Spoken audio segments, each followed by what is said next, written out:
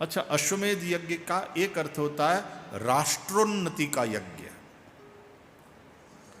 अश्व राष्ट्र का प्रतीक है, मेध उन्नति, राष्ट्रोन्नति का यज्ञ। जो भी सत्ता में है वो अश्वमेध यज्ञ करे।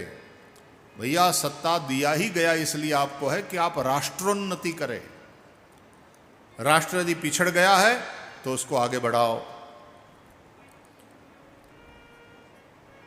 यदि डेवलपिंग है, अनडेवलप्ड है तो डेवलपिंग की ओर ले जाओ, डेवलपिंग नेशन है तो उसको डेवलप्ड नेशन की ओर ले जाओ। लेकिन राष्ट्र सतत उन्नति करे, राष्ट्रोन्नति का प्रयास, यह अश्वमेध यज्ञ है। और उसके लिए दिग्विजय करना पड़ता है, सब सत्ताओं को जीतना पड़ता है।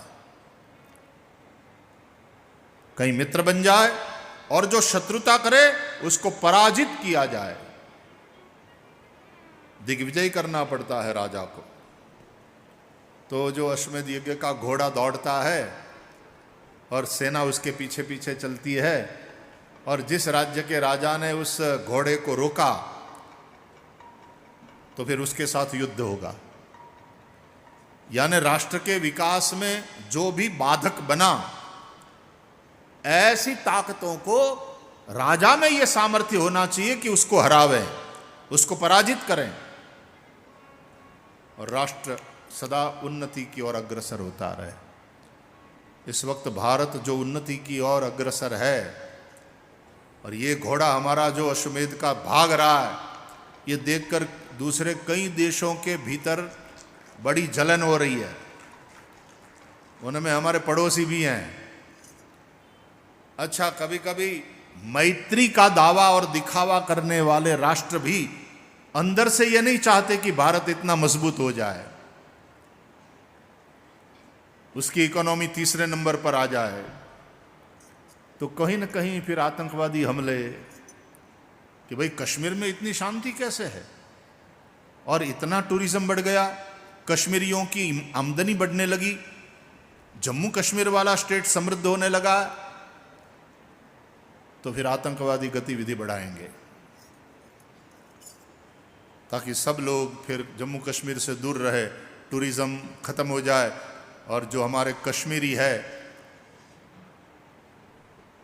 थोड़ा चैन अमन में जो धीरे धीरे उन्नति की ओर थे, उसको हानि पहुंचे। और फिर ये बेवकूफ कहते क्या है, हम कश्मीरियों की मदद करना नहीं चाहिए, तेरी की मदद, कश्मीरी हमारे हैं, कश्मीर हमारा है, भारत कश्मीर का है, कश्मीर भारत का है, और कश्मीरी सुखी है भारत में। पीओके वाले भी छूटना चाहते हैं, तुम में से निकलना चाहते हैं, रोटी के लाले पड़े हुए हैं, रोजगार के लाले पड़े हुए हैं। तो भारत का ये जो उन्नति का अश्व भाग रहा है अश्वमेध का, तो कई लोग उसको पकड़कर रोकने और भारत की उन्नति में बाधा पहुंचाने की कोशिश कर रहे हैं। तब राजा में वो सामर्थ्य होना चाहिए कि ऐसी ताकतों को परास्त करके घोड़े को छुड़ा ले, ताकि वो घोड़ा भागता ही चला जाए, भागता ही चला जाए। विकास विकास विकास, उन्नति, यह अश्वमेध यज्ञ का मतलब है। तो राष्ट्र तो मजबूत है, जवाब देगा। ये आतंकवादी जवाब मिलेगा, और मिलना चाहिए। शासक इतना मजबूत होना चाहिए, हमारी सेना इतनी मजबूत है, पूरे भारत में आक्रोश है, जवाब दिया जाएगा। और जवाब कब, कैसे, कहां, उसका ढिंढोरा नहीं पीटा जाता। तो सरकार को सारी बातें बताना जरूरी नहीं है, कुछ कुछ बातें बताना जहां जरूरी है वहां सरकार बताती भी है, लेकिन हर बात इतना बता देना आवश्यक है कि जवाब दिया जाए, करारा जवाब मिलेगा। याद रखोगे कब, कैसे, कहां, वो बताने की आवश्यकता नहीं।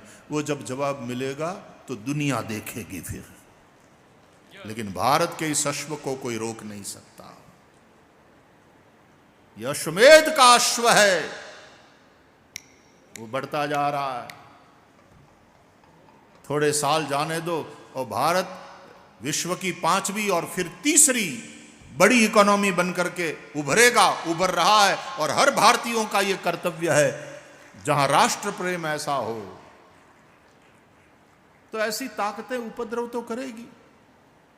और फिर हिंदू मुसलमान का ये करके कि हिंदू को पूछ पूछ करके, धर्म पूछ पूछ करके मारना, ताकि हिंदू मुसलमान आपस में लड़े, भारत में अशांति होए और अशांति के चलते उलझ जाए। लेकिन भारत का आदमी राष्ट्रभक्ति से ओतप्रोत है। ऐसे सब ये जो खेल और नाटक है उसको बहुत समझता है भारत का आदमी, और इसलिए हम आपस में नहीं उलझने वाले। जो समझदार भारतीय है वो आपस में नहीं उलझते, वो इकट्ठे होकर के उनको जवाब देते हैं। बांग्लादेश में जो हुआ, वहां पर भी जिस तरह से हिंदुओं पर हमले किए गए, ये अश्वमेध यज्ञ के अश्व को रोकने का सब प्रयास। तो धर्मराज युधिष्ठिर, धर्म का राज्य, पंथ निरपेक्ष शासन व्यवस्था, सेक्युलर, धर्मनिरपेक्ष नहीं। लेकिन केवल आवश्यक इतना है कि राजनीति में धर्म होना चाहिए, धर्म में राजनीति का प्रवेश नहीं होना चाहिए। राजनीति में धर्म रहेगा तो राजनीति संभलेगी। राजनीति में धर्म यानी वैल्यूज, राजनीति में धर्म मतलब सत्य, न्याय। राजनीति में धर्म हो तो धर्म सापेक्ष, पंथ निरपेक्ष, परंतु धर्म सापेक्ष शासन व्यवस्था, सेक्युलर स्टेट का अर्थ हम ये लगाते हैं। और हमारा प्रजातंत्र सरकार है प्रजा की बनाई हुई, बाय द पीपल। सरकार है प्रजा की, ऑफ द पीपल, और सरकार है प्रजा के लिए, for the people. Democratic system का ये मतलब है। ऐसी शासन व्यवस्था जो बाय द पीपल है, ऑफ द पीपल है, फॉर द पीपल। इसलिए सरकार, कॉन्स्टिट्यूशन के बनाने वाले भी तो हम लोग ही हैं। हम प्रजा ने ही इस प्रजासत्ताक भारत का कॉन्स्टिट्यूशन, संविधान तैयार किया और फिर वो अपनाया गया। डॉक्टर बाबा साहब अंबेडकर के नेतृत्व में पूरा संविधान तैयार किया गया और फिर वो हमारी संसद ने अपनाया, स्वीकार किया हम लोगों ने। तो संसद, ये कॉन्स्टिट्यूशन बनाने वाले भी प्रजा के लोग हैं, प्रजा है, और प्रजा के द्वारा चुने हुए प्रतिनिधियों ने ही उस कॉन्स्टिट्यूशन को अपनाया, स्वीकार किया और तदनुसार चले। तो संसद के पास फिर पावर है कि समय समय पर उस कॉन्स्टिट्यूशन में जहां बदलाव की जरूरत है तो वहां बदलाव भी लाते हैं, जहां परिवर्तन की आवश्यकता है लाया जाता है। उसके लिए भी संविधान ने व्यवस्था करी है कि मुझे थोड़ा सा बदलाव यदि करना चाहते हो तो कैसे बदला जाए, उसकी भी व्यवस्था है। तो संविधान के ही दायरे में रह करके संविधान में जहां परिवर्तन की आवश्यकता होती है किया गया है, आज तक कई बार किया गया है। क्योंकि प्रजा के द्वारा बना हुआ संविधान, प्रजा के लिए, प्रजा के द्वारा स्वीकार किया हुआ संविधान। लेकिन संविधान सर्वोपरि, ठीक बात है। सरकार के पास पावर है, ठीक बात है, लेकिन सरकार प्रजा की बनाई हुई, प्रजा के लिए, प्रजा के द्वारा चलती, प्रजा की, प्रजा के लिए, bye the people, of the people, for the people. वो फॉर द पीपल है, वो फार फ्रॉम पीपल हो जाए। बाय द पीपल है, वो buy, BUY, buy the people, पैसा दे करके मत खरीदे जाए, जातिवाद का जहर फैला करके वोट खरीदे जाए, प्रजा को खरीदने की चेष्टा करी जाए, और फॉर द पीपल है वो फार फ्रॉम पीपल हो जाए शासन व्यवस्था, तो डेमोक्रेटिक शासन व्यवस्था चरमरा गई ऐसा माना जाएगा। तो हमारी जो प्रजातांत्रिक शासन व्यवस्था आज़ादी के बाद से हमने स्वीकार किया है, हमने जिस कॉन्स्टिट्यूशन को बनाया है, अपनाया है, समय आने पर उसमें बदलाव की जहाँ ज़रूरत पड़ती है वो भी कॉन्स्टिट्यूशन के ही दायरे में रह करके, वो बदलाव भी हमने कई बार किए भी हैं। जहाँ ज़रूरत होगी वहाँ करना भी पड़ता है, लेकिन फिर कॉन्स्टिट्यूशन है सर्वोपरि। तो भाई जिस राज्य में धर्म के संविधान के प्रति लोगों की आस्था नहीं होगी तो वहाँ राष्ट्र के संविधान में भी लोगों की आस्था नहीं होगी। अतः एक होता है धर्म का संविधान, एक होता है राष्ट्र का संविधान। और धर्म के संविधान के चलते वो जो वैल्यूज इम्बाइब करी जाती है लोगों में कि सत्यम वद धर्मंचर मातृदेवो भव पितृदेवो भव आचार्य देवो भव अतिथि देवो भव स्वाध्याय प्रवचनाभ्याम न प्रमदितव्यम देव पितृकार्याभ्याम न प्रमदितव्यम श्रेयान्न प्रमदितव्यम श्रद्धया देयम अश्रद्धया देयम आदि आदि तैत्तरीय उपनिषद के ये सब उपदेश है। ये सारे संदेश मानकर स्वीकार करके चलते हैं धर्मिष्ठ लोग, जो धर्मनिष्ठ है, और इसीलिए क्राइम कम होता है कि चोरी करना पाप है, झूठ बोलना पाप है, व्यभिचार पाप है, बेईमानी पाप है। ये धर्म सिखाता है पाप से बचो और फिर जो भी नीति से कमाओ उसमें से दान करो, पुण्य है। जरूरतमंदों की सेवा करो, पुण्य है। ये पाप है, ये पुण्य है। तो धर्मनिष्ठ लोग पाप से बचते हैं और पुण्य में लगे रहते हैं, और तब चैन और अमन का वातावरण जो बनता है उसमें राज्य तरक्की करता है। इसलिए धर्म सापेक्ष शासन व्यवस्था। नहीं तो हर एक आदमी के पीछे पुलिस रखोगे क्या? नहीं, आदमी खुद ही सेल्फ डिसिप्लिन है तो क्राइम रेट कम है, तो पुलिस का काम भी सरल हो जाता है, उतना कोर्ट कचहरी कम हो जाता है, तो तुम्हारी शक्ति, तुम्हारा समय और राष्ट्र के जो संसाधन है, रिसोर्सेस, उसका उतना पॉजिटिव उपयोग होगा। नहीं तो तुम्हारी सारी शक्ति नकारात्मक बातों में ही खर्च हो जाएगी। तो राष्ट्रोन्नति का यह यज्ञ है, अश्वमेध यज्ञ, युधिष्ठिर ने भी किया, परीक्षित ने भी किया, भगवान राम ने भी अनेक अश्वमेध यज्ञ किए, ऐसा वर्णन है रामायण में। जो भी सत्ता पर आए उस शासक के लिए अश्वमेध यज्ञ बड़ा पुण्यदायी है, राष्ट्र को उन्नति की ओर ले जाए। राष्ट्र का जो होना हो सो हो, हम उन्नत हो ले जब तक सत्ता में हैं। तो उसके जैसी तो घिनौनी सोच और कोई नहीं। यहां नेशन फर्स्ट, इसलिए राष्ट्र सबसे पहले, पार्टी उसके बाद, और मैं लास्ट। राजनीति के क्षेत्र में रहने वालों की ये सोच बननी चाहिए, नेशन फर्स्ट, पार्टी सेकंड, मी लास्ट, और उसके स्थान पर माई सेल्फ फर्स्ट, फिर मेरी पार्टी, फिर मेरा देश। तब देश का बेड़ा गर्क होता है। भागवत की ये कथा, ये व्यासपीठ इसलिए मार्गदर्शन करती है। ये ग्रंथ मार्गदर्शक है।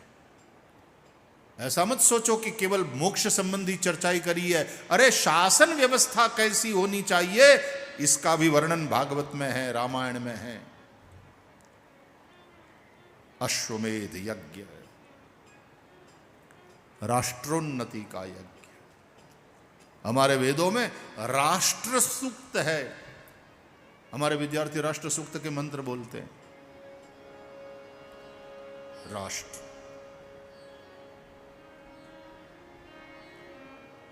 इसलिए हमारे बड़े समझदार नेताओं ने कहा कि भारत केवल एक भूमि का टुकड़ा मात्र नहीं है, वो जीता जागता राष्ट्र पुरुष है। हमें इस देश के नागरिक के रूप में उसके प्रति पूरी निष्ठा के साथ समर्पित होना चाहिए। बोल भारत माता की जय, भारत माता की जय, भारत माता की वंदे वंदे वंदे मातरम।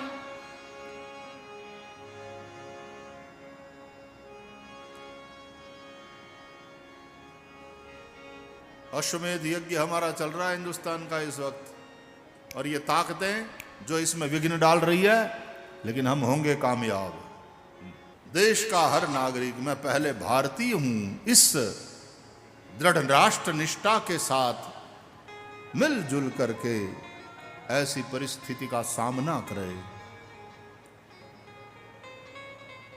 हमारे अश्वमेध यज्ञ के अश्व को कोई रोक नहीं सकता। चल पड़ा है ये अश्वमेध यज्ञ का घोड़ा, बढ़ रहा है। लेकिन इस यात्रा में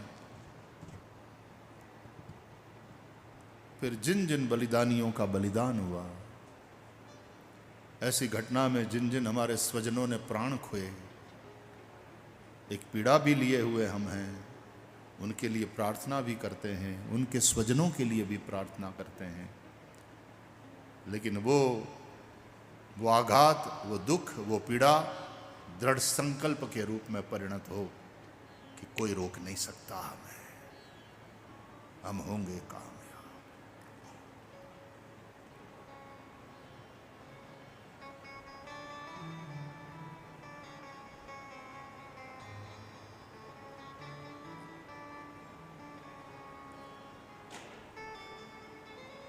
उन स्वजनों की पीड़ा को भी हम अनुभव कर सकते हैं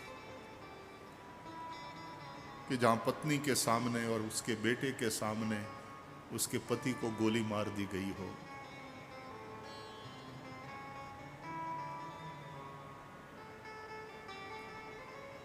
क्या राक्षसीपना है। जिन शैतान की बातें आप सुनते हो वो कहां ये रहे, मानवता के दुश्मन।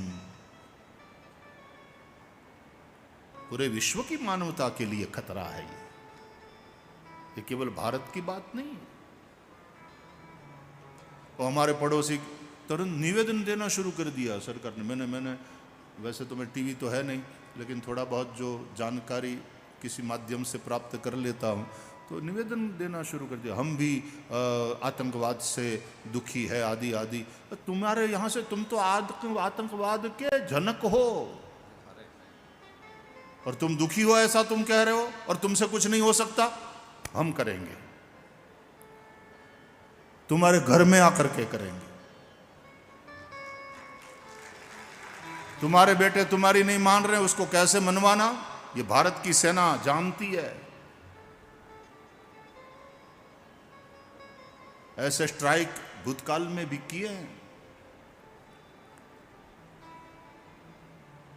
तो आतंकवादी ही नहीं, आतंकवाद के जो आका है, और आका ही नहीं, आका को जो सुरक्षा दे करके पाल पोस रहे हैं, वो राष्ट्र, वो खुद ही नेशन, वो बोला उसका सेनाधिपति। उसके बाद ये फिर उपद्रव शुरू हुआ। पूरे विश्व की सरकारों को ध्यान दे करके ऐसे नेशन को आतंकवादी नेशन घोषित करके उसको अलग थलग कर देना चाहिए। पूरे विश्व में बॉयकॉट शुरू हो जाए। देखो वैसे भी भूखे मर रहे हैं, और अब तो सिंधु का पानी भी नहीं नसीब होगा। मरो प्यासे तो आ जाएगी अकल ठिकाने। भारत की उदार विचारधारा का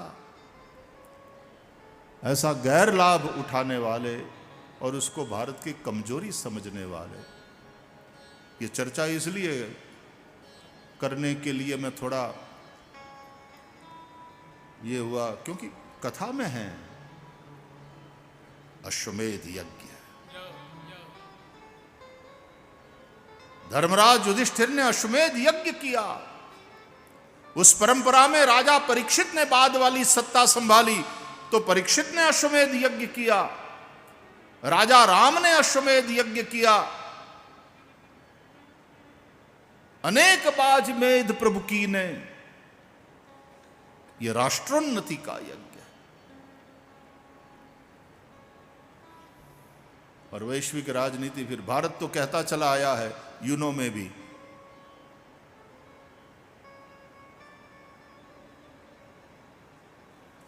कि अच्छा आतंकवाद और बुरा आतंकवाद ऐसा कुछ नहीं होता, आतंकवाद आतंकवाद होता है।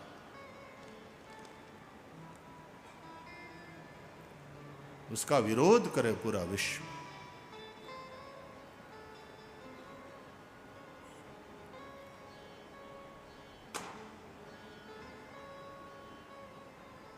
लेकिन हमारे देश का आक्रोश, हमारा शोक, हमारी पीड़ा वो दृढ़ संकल्प में परिणत होकर के देश को और मजबूत बना करके ऐसी ताकतों को परास्त करने में लग जाए, ये जरूरी है। महाराष्ट्र में हमारे पूर्व रिटायर्ड जवानों के द्वारा बना हुआ एक संगठन है और किसानों को साथ लेकर के उन जवानों ने जो काम किया है और जो कर रहे हैं, मैंने अभी अभी कथा करी वहाँ। सारे जवान और किसान मिलकर के हमारे स्वर्गीय प्रधानमंत्री जी लाल बहादुर शास्त्री जी का ये सूत्र, जय जवान जय किसान, हमारे यशस्वी आदरणीय प्रधानमंत्री जी ने भी उन लोगों के विषय में मन की बात में 5-7 मिनट तक देश की जनता को बताया। गर्व होना चाहिए और गर्व है हमें अपने जवानों पर। उन शहीदों की समाधि के सामने हम नतमस्तक होते हैं, उन बलिदानियों को हम सलाम करते हैं, उन माताओं को जिन्होंने अपने बेटों को राष्ट्र की सेवा में समर्पित कर दिया, उन माताओं को हम प्रणाम करते हैं।